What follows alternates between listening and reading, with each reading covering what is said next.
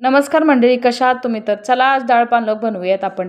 तर इथं मी एक जुडी पालकाची घेतलेली आहे, छान शिजवून घेतलेली आहे. थोडी तुरीची डाळ आणि मुठभर शेंगदाणे घालून शिजवून घेतलेले आहे. शिजून झाल्यानंतर एका भांड्यात काढून मस्त स्मॅश करायचे आहे. त्याच्यात थोडंसं एक चमचा बेसन पीठ घालायचं आहे, ते पण त्याच्यामध्ये स्मॅश चांगलं करून घ्यायचं आहे.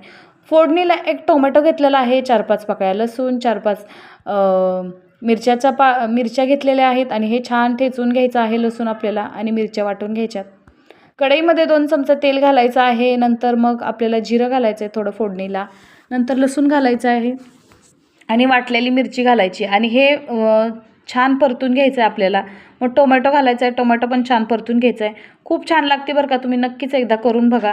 टोमॅटो परतून झाल्यावर त्याच्यात थोडंसं मीठ आणि हळद घालून ते पण परतून घ्यायचं आणि शिजवलेला पालक ह्याच्यात घालायचा आहे.